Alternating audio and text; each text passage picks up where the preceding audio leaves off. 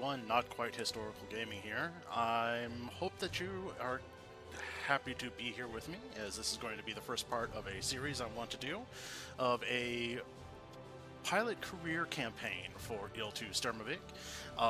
For those of you who are curious, Il-2 Sturmovik is a game put out by, I believe it is C1. It has also been done by Gaijin and several other studios in the past, but at the present moment, C1 is the one behind the current iteration of Il-2. The game focuses mainly around the Eastern Front, with the Battle of Stalingrad as the primary game that you probably have seen on Steam, on sale, or anything like that.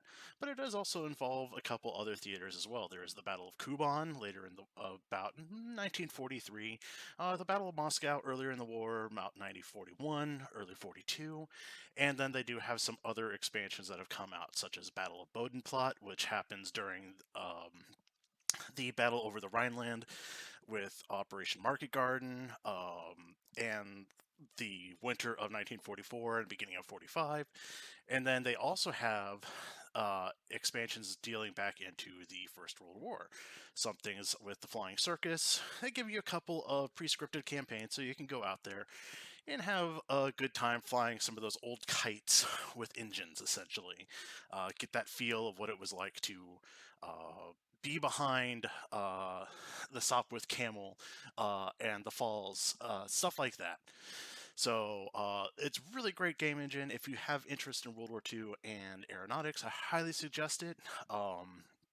There is a lot of things that you might find familiar, like especially with the Flying Circus setup, is it does resemble and use a lot of things from Rise of Flight, which is also something I believe that C1 has worked on, and if not, at least they brought the teams from Rise of Flight to help work with the Flying Circus aircraft, so you get that really authentic feel behind it. But this, since it's going to be the first campaign that I'm going to run, and also kind of the start to help kick off my YouTube channel here, we're going to start off towards the beginning of World War II, and we're going to actually start with the Battle of Moscow.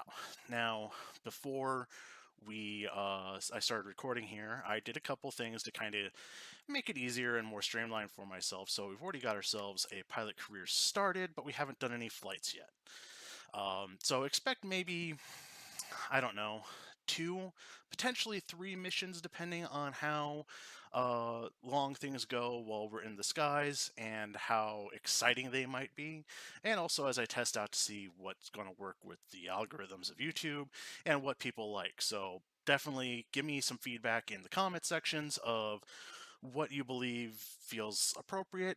2 missions, 3 missions, maybe 1 if it's really long, those kind of things. So, anyway, here we are. This is our pilot, Lazar Pushkin. He is going to be our pilot from the Soviet Union, member of the 233rd IAP, based out of in Utino. Forgive me, I'm going to butcher a lot of Soviet and Soviet era and Russian names, but you know, that's kind of the way of life now, isn't it? And as we get in here, it's just kind of going over some things about the current day, which is the 9th of September, 1941, at the Inutino airfield. So today, the weather is average, clouds at a level of 600 meters, 3 degrees Celsius, so it's kind of chilly. Not too, I don't know if I would say that's too cold, but it's kind of cool. It's brisk, put it that way. I'm not familiar with my millimeters as far as the barometer goes, but 739. And then there's a northeast wind coming out 2 meters a second. Presently, we have spotted enemy planes that are crossing our front lines, but we don't know exactly what that's going to entail for us. But that's the fun thing about that is every day as the campaign proceeds, the missions are different. Or different, quote unquote. I mean, Lazar here is a member of a fighter squadron, so you can probably expect him to do a lot of patrols, bomber interceptions, bomber escorts, um, scrambles, those kind of things. So before we go too far, let's go over who Lazar Pushkin is and what he has to offer for us. So let's go over that here. All right, so the backstory here for Lazar Pushkin. Let's see, we'll just read this out for you here. Born the third son of a Pacific Fleet officer stationed in Vladivostok in 22nd of September 1915, Lazar Pushkin was of significantly smaller stature than his brothers, but he showed an early aptitude for mathematics as well as great skill with tasks that relied upon manual dexterity. In late 1935, while attending the Far Eastern Polytechnic Institute, Lazar took a job at a local event that featured an aerial display including I-15 biplanes as well as the brand new I-16 monoplane. Having been an oh, excuse me, Having been enamored with aviation since he was a boy, listening to stories of the Second Fatherland War, he would strike up conversations with the pilots after he had landed and come in for refreshments. And particularly, Lazar greatly impressed the squadron leader, a pilot named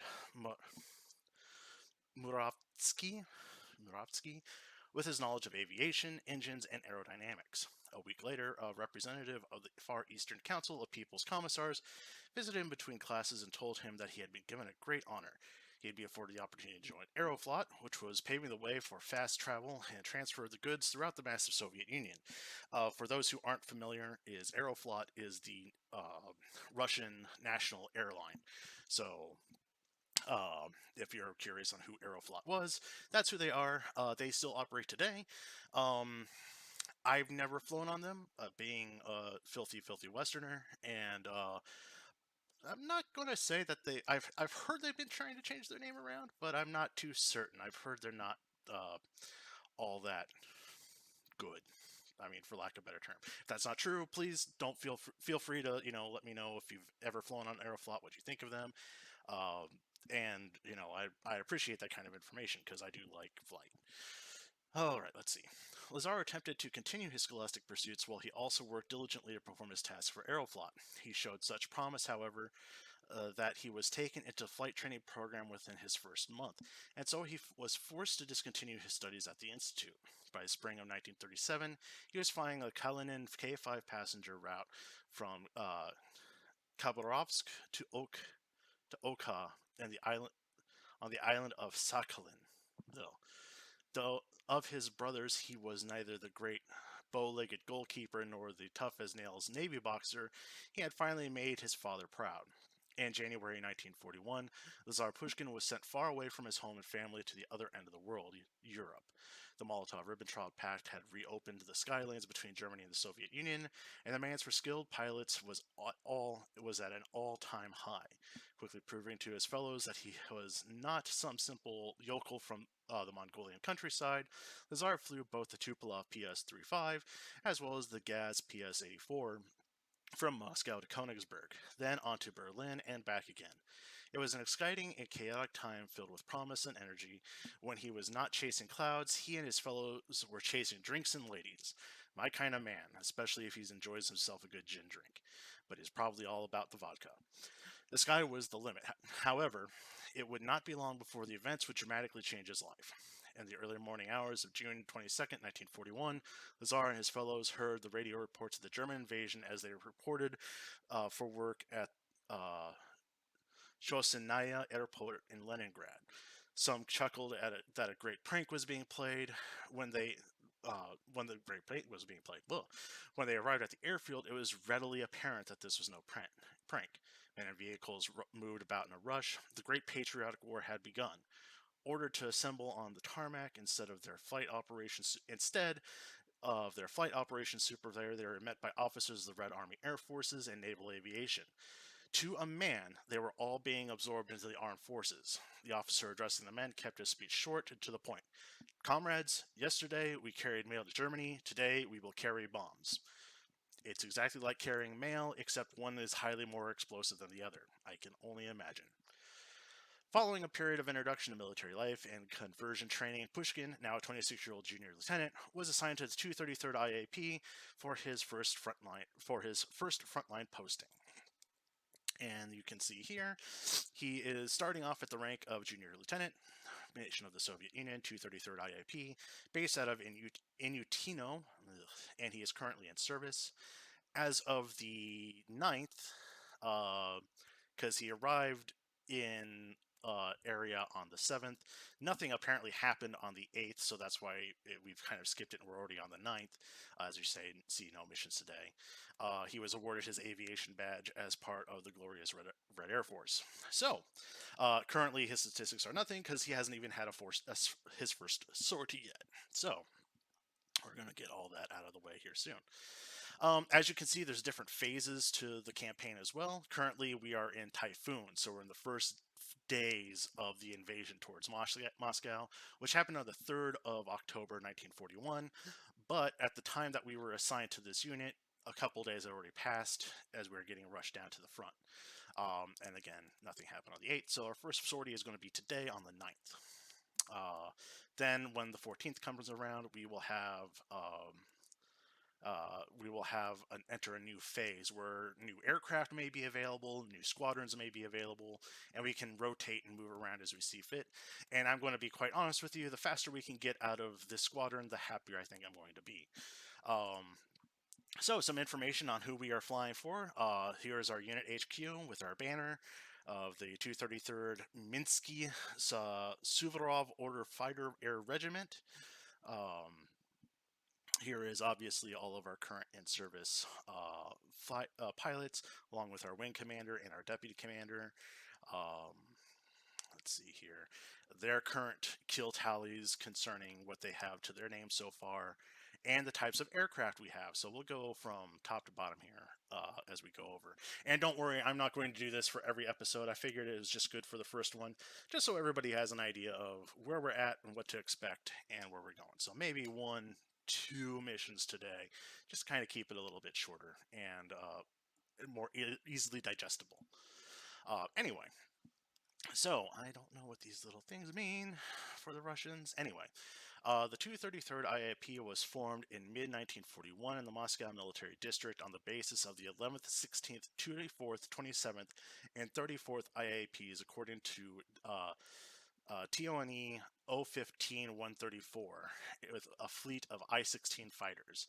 At the start of World War II, the regiment was part of the 6th IAK POV of the Moscow PVO zone.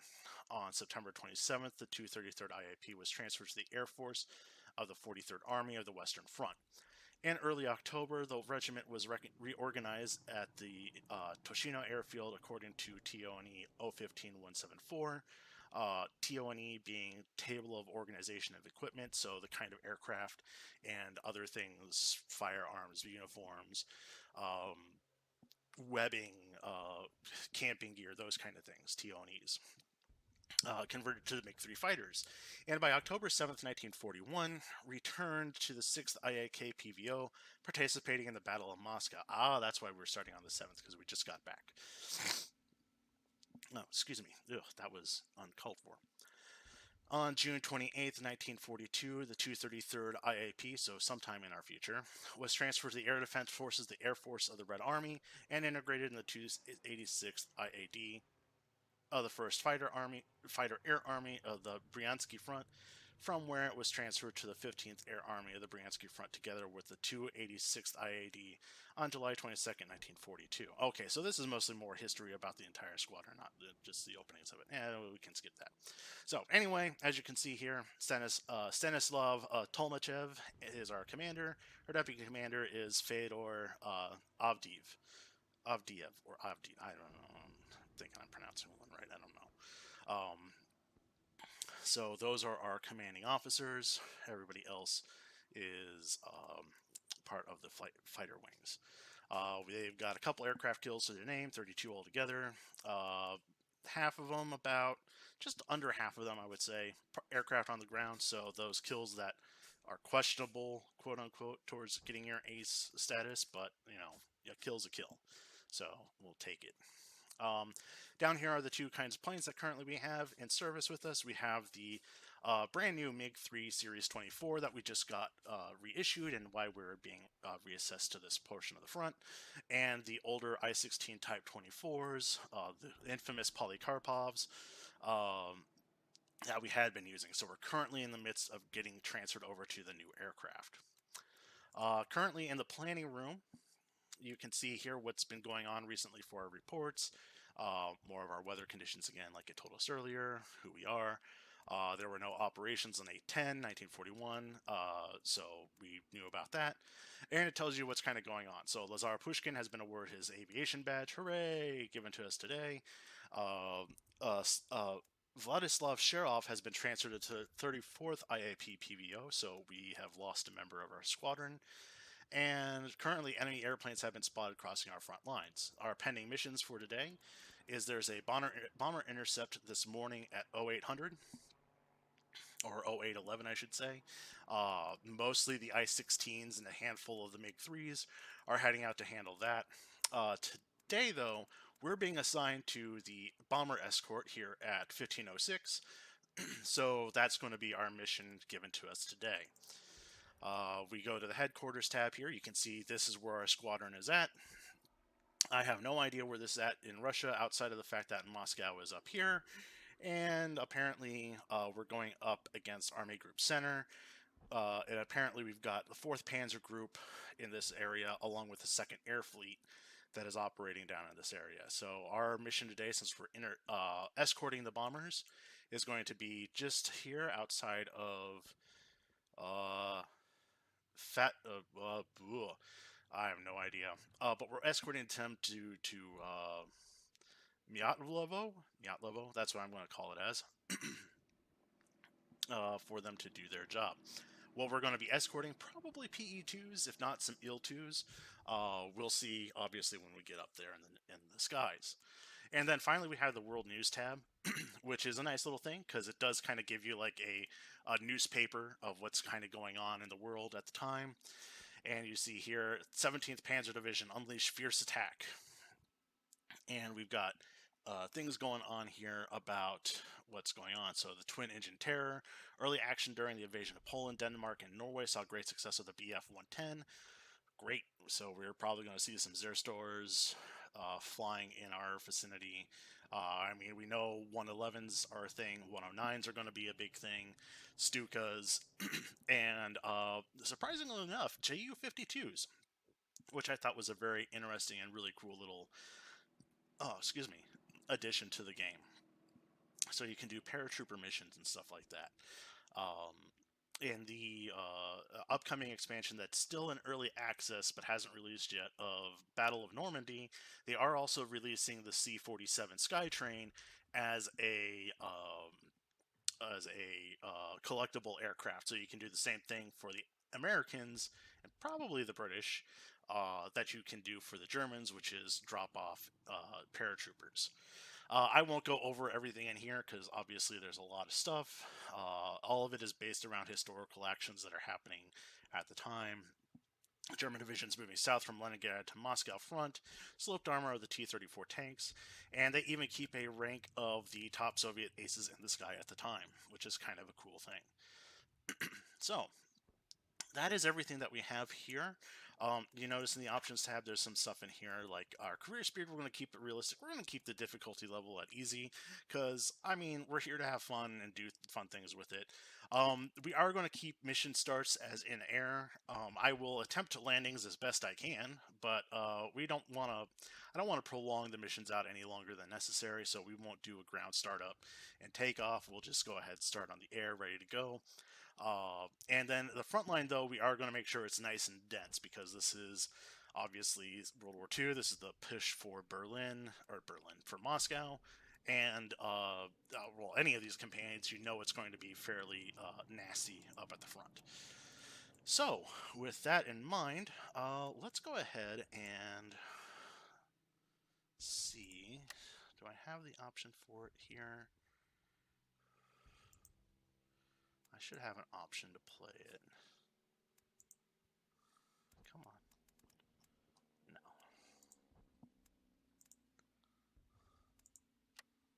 No. So we're just going to go ahead and hit proceed. Intercept Bombers mission is in progress. So the 0811 mission is currently going on. And we're going to see how well they did this morning.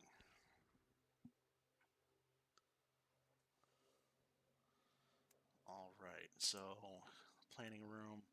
Nice. Okay. So the first mission today looks like Władysław Mikhailov has been awarded 40 combat sortie bonuses, so he got 5,000 ruble bonus, which is nice. He has also received the Order of Lenin and the Hero of the Soviet Union early. Did he die? No? No, he didn't. Okay. Um, He did absolutely nothing, though, so I don't exactly know why he got Order Lenin and the Hero of the Soviet Union, but he did. The only kill went to Stanislav Tolmachev, our company commander, who brought down one heavy aircraft, so he dropped a bomber. Probably an HE-111 since it was listed as a heavy. So that was his all set up. So now we're going to hit start mission. We're going to start getting ourselves prepped for ours. As you can see, oh, ew, oh, they moved us to an I-16. Gross. Okay, well, I mean, beggars can't be choosers. This is going to be loud. Because if you know about the Polycarpov, it has no canopy cover. So it's going to be a loud plane, and I want to get away from this thing as quickly as I can. I was really hoping we'd be flying that MiG.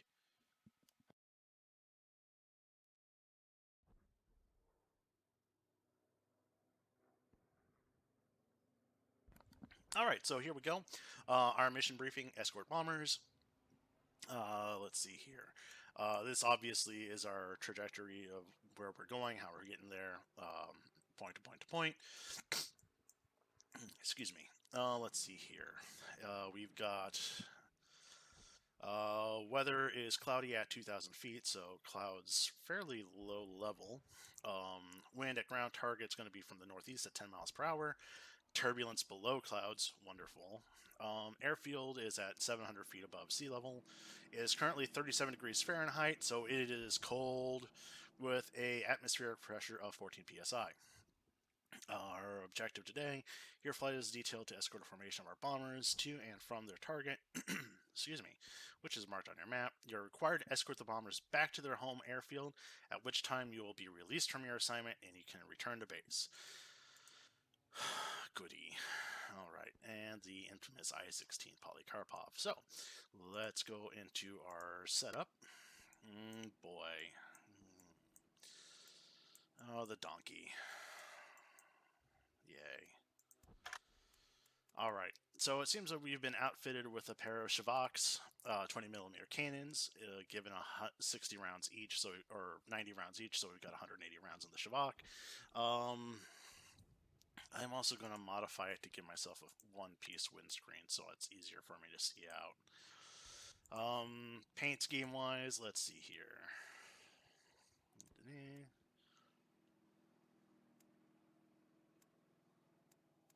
Let's go with something that's not normal. I mean, we could always be Spanish, if we really want to do, but we don't really want to stand out.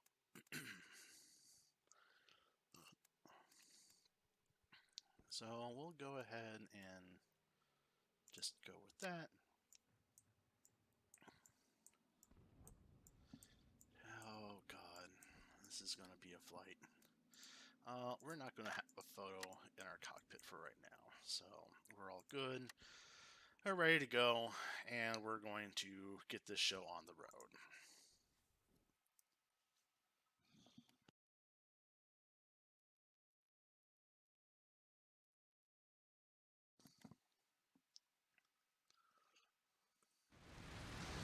All right, and here we are inside the infamous Polycarpov. Oh boy.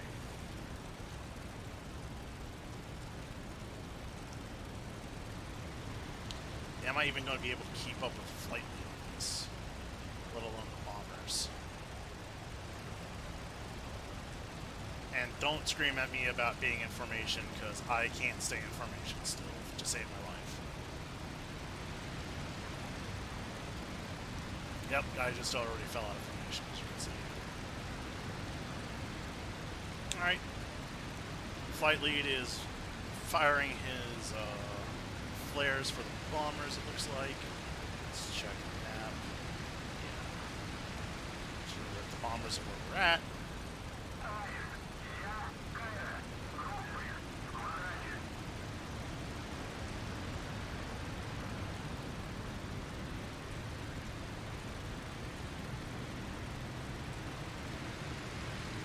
all going to have to forgive me for looking around and how this works out, because I don't have a headset. This is not in VR. This is all being done by manual controls otherwise.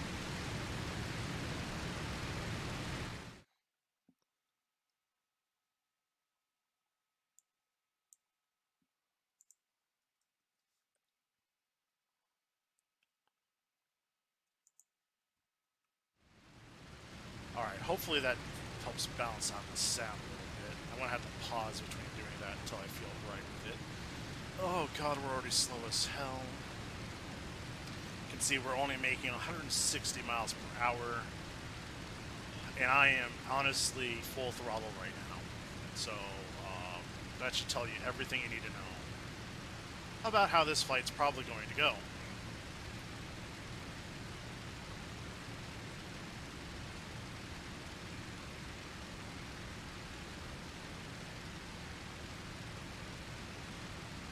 You want to see Polycarpov in all of its glory. There you go.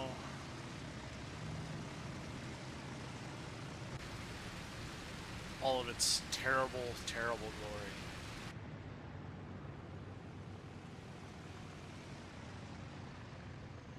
Scooty Puff Jr. flies into the sun.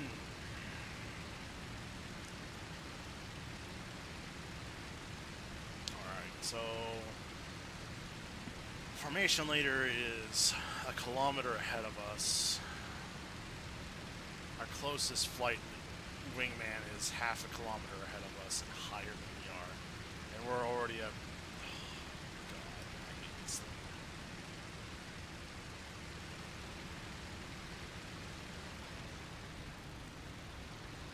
Yes, I'm complaining, comrade, about Mother Russia's glorious Polycarpov. Get over it.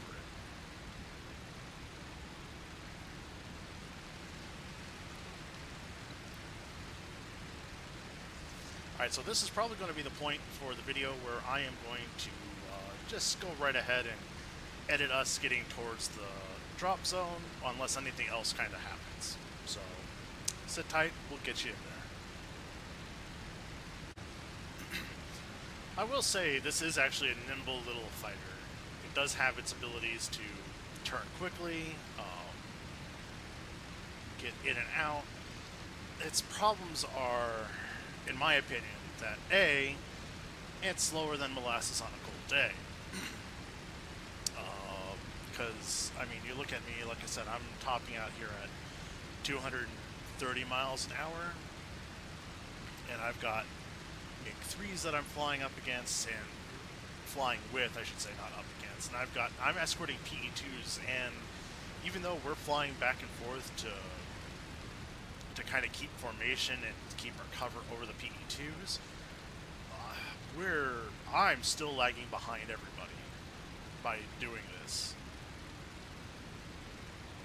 I mean, just to keep myself from even running out of fuel if I pull back on my throttle, I'm struggling to make over 200 miles an hour. And even trying to look at a fuel, I don't even know where the hell you can tell me the fuel gauge is on this thing. So there is that. I'll put it that way.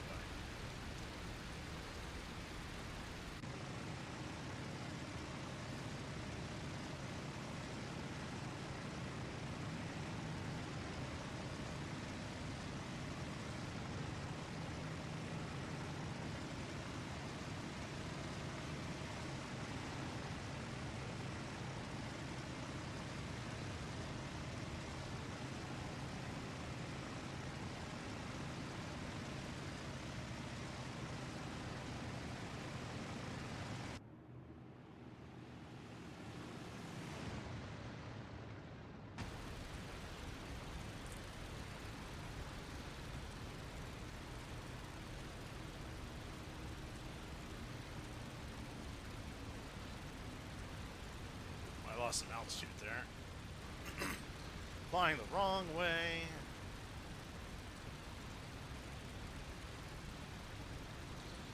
Flying the wrong way for you, babe. Alright, where are we? we are just over halfway. Perfect. So it's not been so bad. I mean, I wish again I was flying something a little bit snappier, a little bit quicker. But you know, I gotta make do. What can I say? This is what Comrade Stalin decided that I get to fly. So.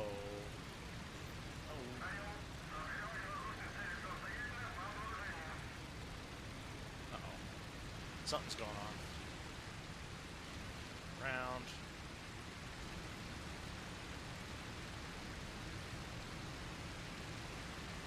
PE2s are still in formation.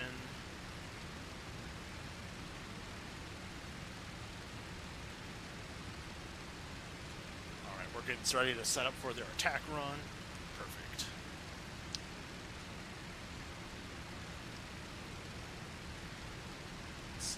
I don't see anything off in the distance.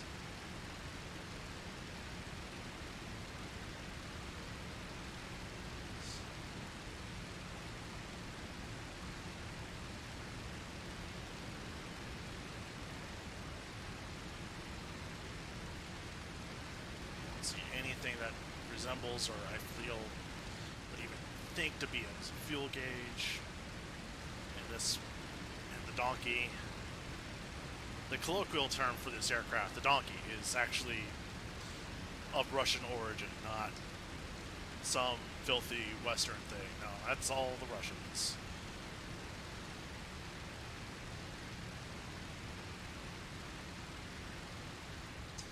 I say, if anything, I'm sure you've all may have seen Growling Sidewinder doing his dogfight videos with the Polycarpov, about 2-3 months ago, something like that. And yeah, he was definitely talking about its fun nickname of the donkey, and it's a fitting nickname. Oh hey, what's that? Well, we got something off to our right. Formation.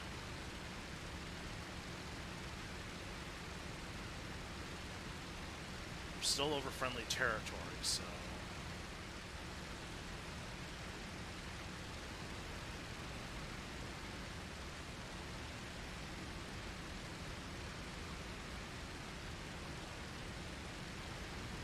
Those look like Il-2s off in the distance, so I think we're okay. Oh man, pumping out to 253 miles per hour, going full throttle. I can't believe it's not butter.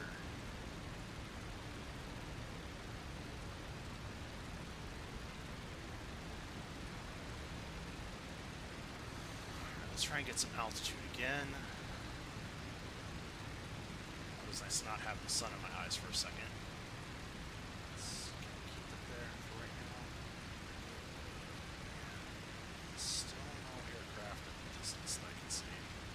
Also good.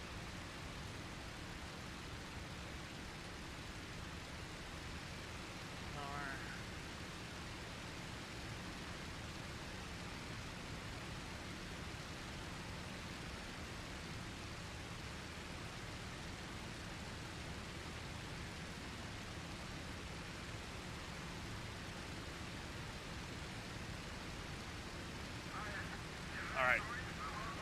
They should be going in for their attack run here. Yep, because there's the city they're attacking. Our job is to make sure they get back home as safely as possible. So I'm going to just keep my happy little donkey ass up here and not worry about going below 5,000 feet if I can help it, unless I get dragged into a dogfight.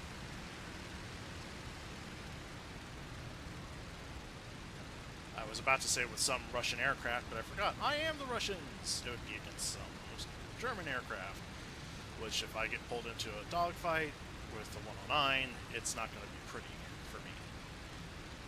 My idea would probably be to scamper home as quickly as possible. Alright, boys.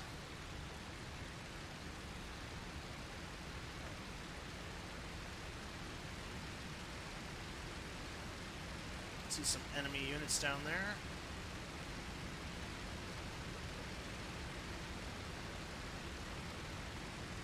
Uh-oh. We got potential incoming.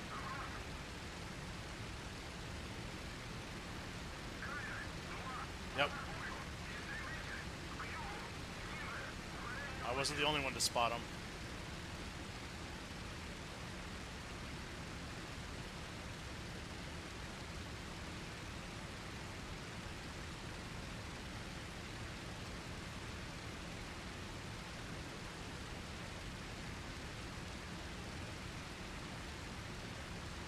P2s look like they did their job.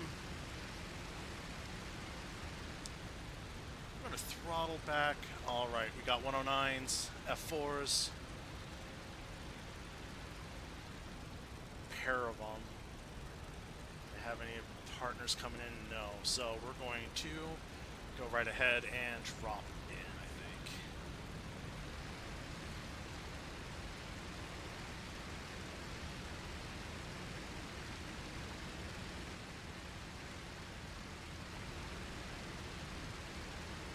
Hey, Mr. Harold Cole. Come here. Slow down.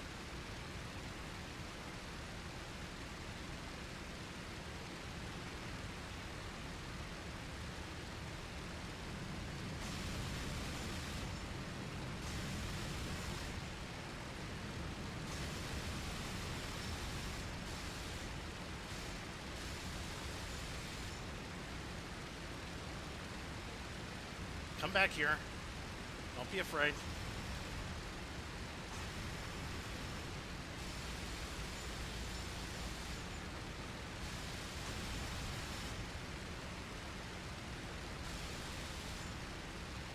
Well, I'm almost out of guns already.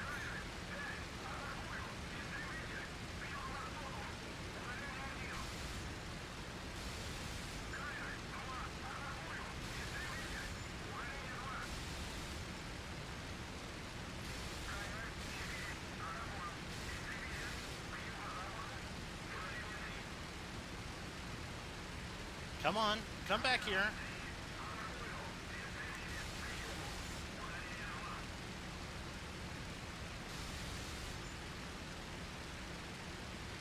I am almost out of ammo entirely, and I am still over enemy lines. And I'm out of ammo. Alright.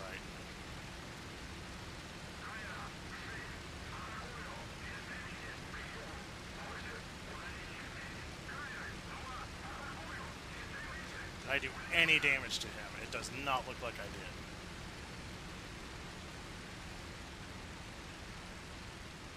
It doesn't look like he really wants to tango still. Or maybe I'm wrong about it. Oh no, I'm wrong.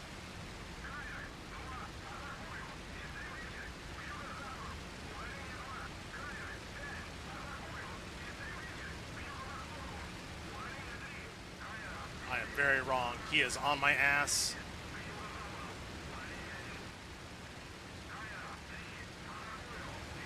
Alright, let's at least get back over our own lines. Down. That should very much discourage him from chasing me. Let's catch up.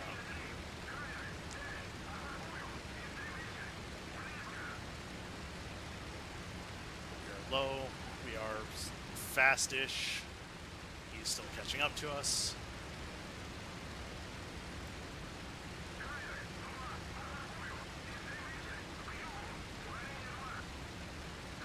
So if he really wants to play,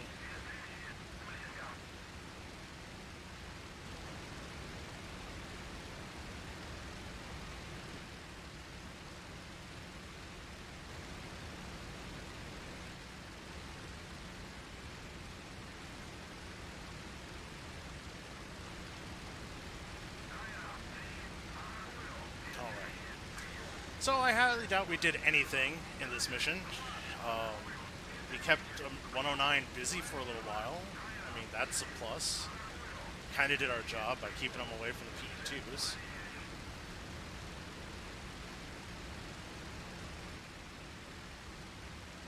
Yeah, they're not following me anymore. which is good, which means I can technically say I did my job of protecting the PE2s and making it back to base, making sure they get back to base.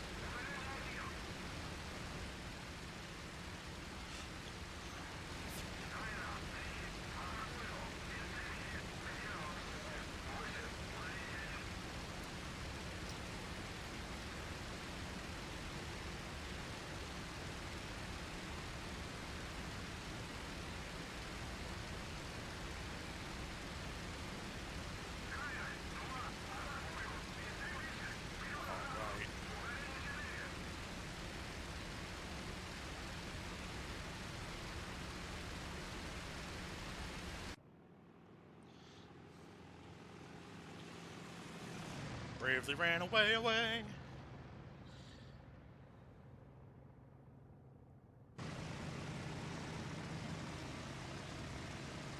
Glorious little donkey ass.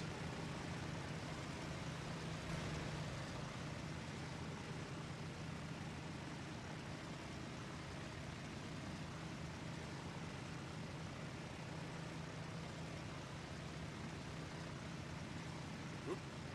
That's not where we want to go, because I'm trying to be cinematic for everybody.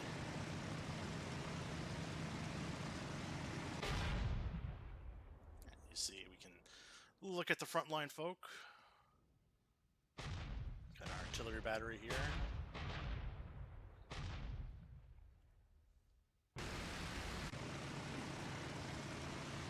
Some lovely cloud flying. You can see the beauty that this game does have to offer with its fight effects. That. And those 109s look like they've been chased off. Hooray! I'm going to go ahead and kind of cut back the throttle because we have been full throttle this entire time, which isn't exactly a good thing.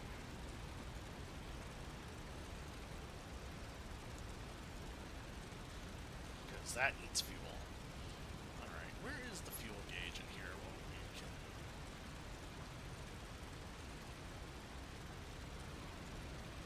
We're gonna... Let's go and experience some cloud flying again with our glorious windscreen. I would say cockpit, but we have a windscreen.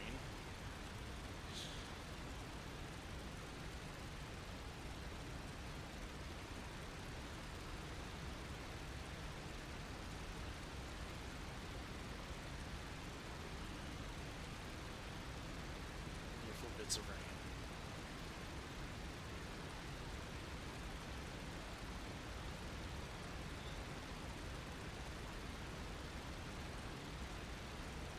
So let's try this again. Let's take a look and see if we can find our fuel. Oh, no. You're going to tell me our fuel gauge is under this mess. And we are going to have a bad tip. Alright, so we're going to pretend this plane doesn't have a fuel gauge. We're going to have to play it out however we feel. Yikes. Alright, we're about halfway back to the bomber's positions for them to land. And yeah, for our introductory video, I think we're going to call it after this one, because boy, the first couple of videos for this series are probably going to be on the one mission side, because this thing is a pile of something.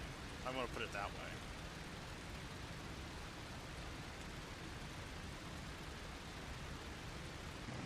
I mean,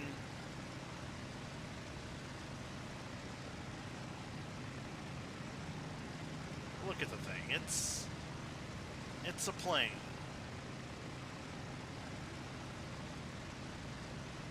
It does plane things, but it's nothing to write home about. I mean, you don't sit there late at night and go, Mommy, I'm flying a Polycarpov for the Grand Soviet Union. No. That's kind of like, Mommy, I have a kite I fly for the Soviet Union.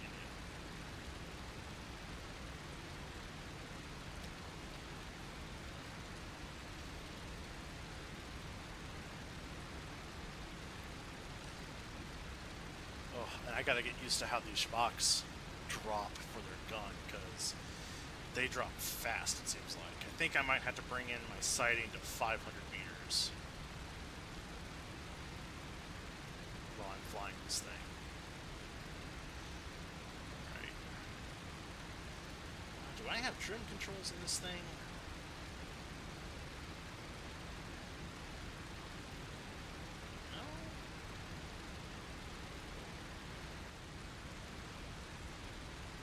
Better movement since we're fleeing.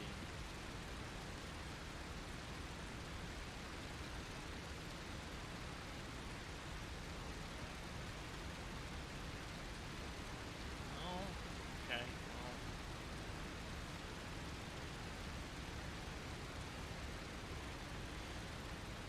Just continue our wonderful little flight. About 4,500 feet off the ground.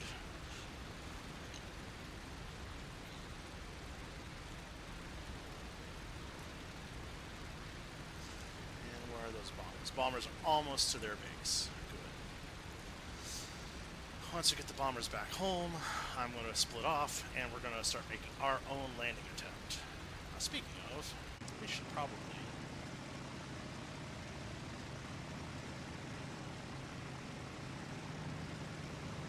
not turn lights on, because we don't have any. Oh, there we go.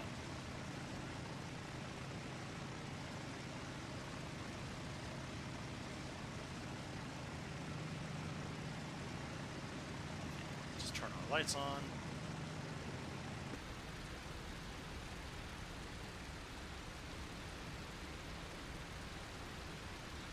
All should be happy and hunky-dory. Yep, there's our flight.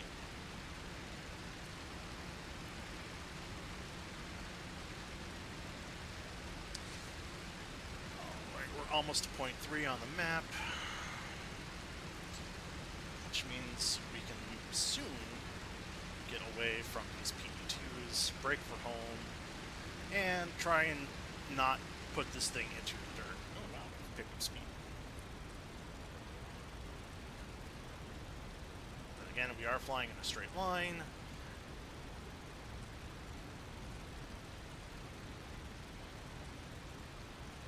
There's the Polycarpov likes.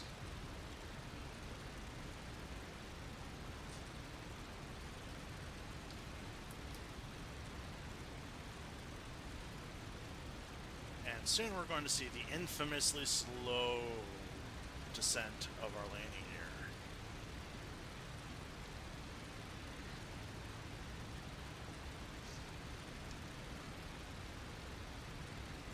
Now the fun thing here about Il-2, as you kind of saw earlier on the map maybe, is well, you're conducting your mission, other missions will be conducted as well, so it's not always a thing where you might get intercepted by German fighters, or enemy fighters, I should really say.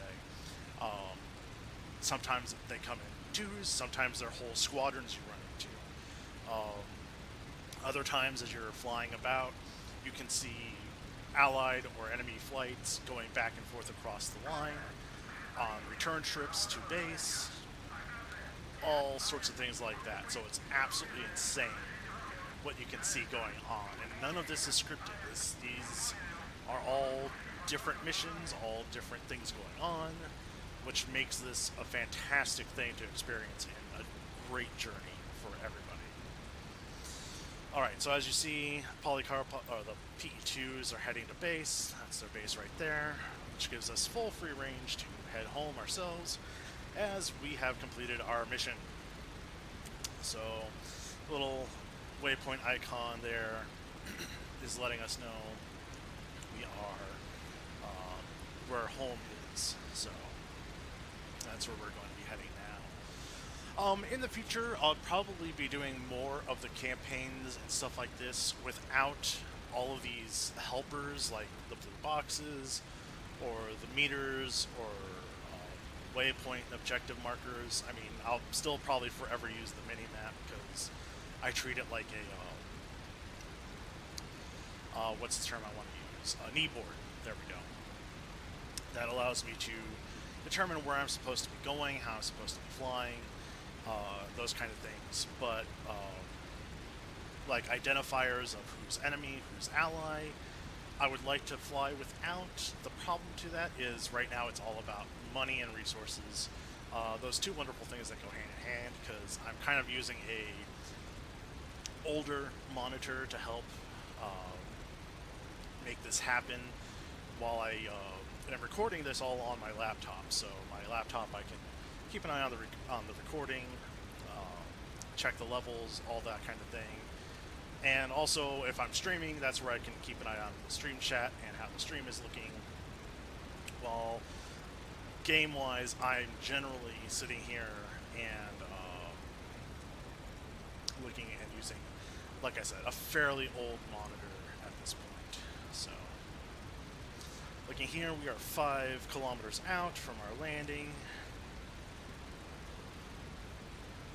There's our base. So let's go ahead, let's pull back, let's drop our landing gear.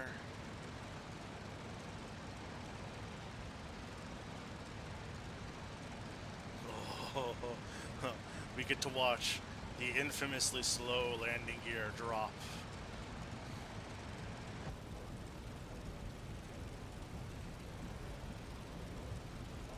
How slow is it? As slow as your tiny hands can rotate that wheel, Dickie.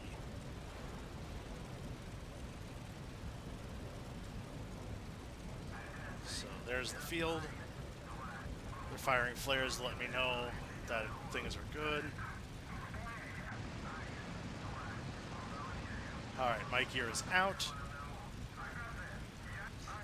Now we're going to drop flaps. Give her some power.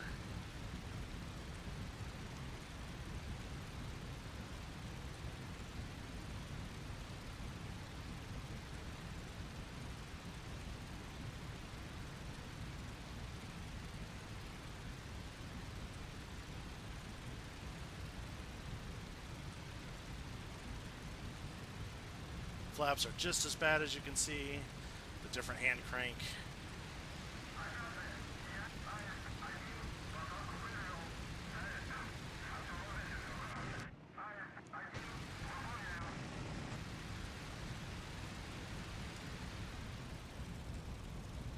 Oh god, this thing sucks.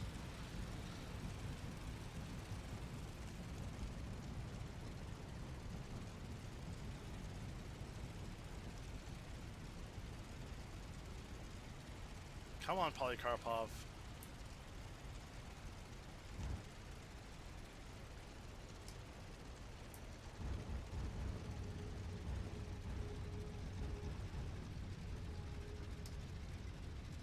Yeah, there we go, folks.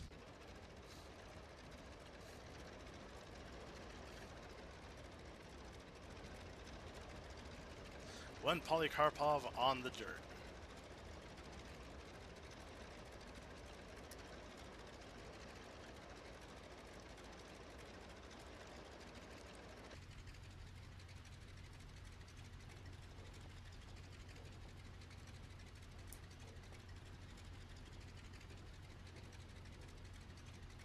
Landing successful, and we can kill the engine.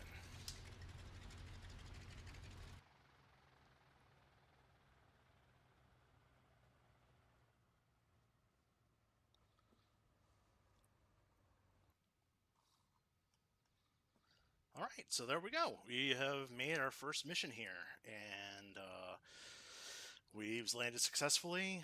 I have no idea where our buddies are at. Absolutely no idea where our buddies are at. But we made it back. We successfully landed. We also made sure that the PE2s got back home. I don't think we lost any PE2s, and I think we didn't lose anybody in our squadron as well. So let's go ahead and finish the mission.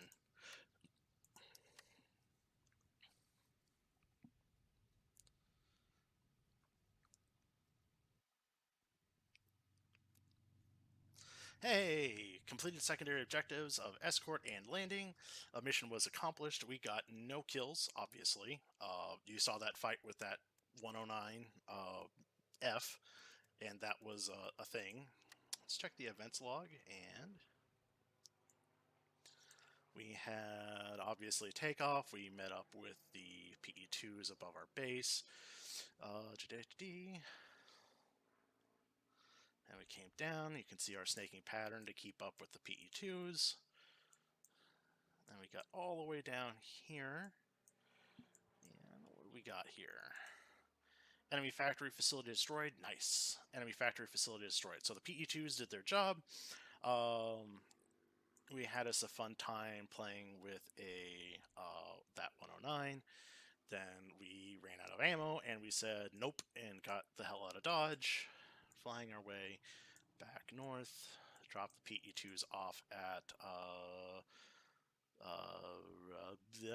Nazaryov, yes, that's what we're going to call it, before making our way back home. Let's see here. Turning about, and then coming in for a landing. And that's where we ended. All right, so we can finish that up.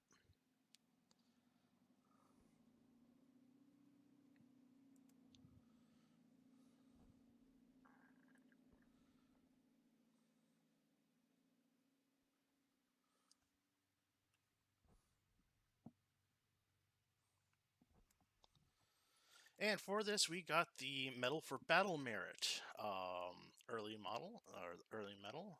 Let's see here. The Medal for Battle Merit was created on October 17th, 1938 by the decision of the Presidium of the Supreme Soviet of the Soviet Union for combat action resulting in a military success, courageous defense uh, of the state borders, or successful military and political training and preparation.